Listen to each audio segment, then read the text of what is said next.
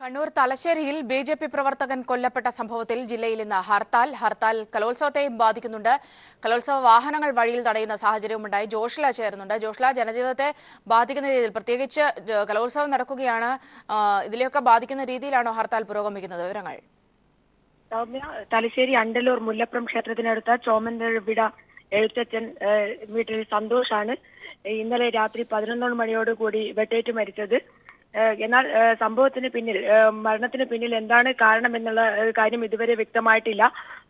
തന്നെ കുടുംബ വഴക്കാണ് കൊലപാതകത്തിന് പിന്നിൽ എന്നുള്ള ദുരൂഹമായ ഒരു പ്രശ്നം നിലനിൽക്കുന്നുണ്ട്. എന്നാൽ രാഷ്ട്രീയമാണോ എന്നുള്ള കാര്യത്തിലും ദുരൂഹത നിലനിൽക്കുന്നുണ്ട്. അതേസമയം തന്നെ കണ്ണൂരിനെ സംബന്ധിച്ചിടത്തോളം ഇന്ന് കലോത്സവം നടക്കുകയാണ്. കലോത്സവത്തെ ബാധിക്കുന്ന രീതിയിലേക്കാണ് ബി.ജെ.പി. ഹർത്താൽ പ്രഖ്യാപിച്ചിരിക്കുന്നത്.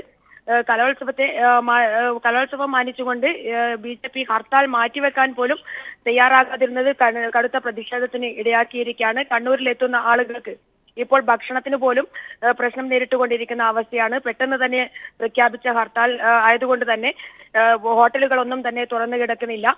അതുകൊണ്ട് തന്നെ രാവിലെ മുതൽ ഭക്ഷണത്തിനായി ആളുകൾ ബുദ്ധിമുട്ടുകയാണ്. മാത്രമല്ല, കണ്ണൂരിലേക്ക് വരുന്ന കാസർഗോഡ് പോലെയുള്ള ജില്ലകളിൽ നിന്ന്, അടുത്തുള്ള ജില്ലകളിൽ നിന്നുള്ളവർ, കാസർഗോഡ്, കോഴിക്കോട് അടക്കമുള്ള അടുത്ത ജില്ലകളിൽ നിന്ന് വരുന്നവർക്ക് ഇത് കലോത്സവത്തെ ഏറെ ബാധിക്കുകയാണ്. കാരണം ഇവർ വാഹനങ്ങൾ വരുമ്പോൾ വാഹനത്തെ കലോത്സവത്തിൽ നിന്നും ഒഴിവാക്കിയിട്ടില്ല. അതുകൊണ്ട് തന്നെ വാഹനങ്ങളെ തടയുന്ന ഒരവസ്ഥ തളിപ്പറമ്പിലും ധർമ്മടത്തും ഉണ്ടായിട്ടുണ്ട്. ഈ പ്രശ്നങ്ങളൊക്കെ നിലനിൽക്കുന്നതുകൊണ്ട് തന്നെ ഇത് കലോത്സവത്തെ ഗുരുതരമായി ബാധിക്കുമെന്നുള്ളതിനാൽ കടുത്ത പ്രതിഷേധത്തിന് ഇടയാക്കുകയാണ് ഹർത്താൽ. സൗമ്യ. ജോഷ്ലിയാണ് വിവരങ്ങൾ നൽകിയത്.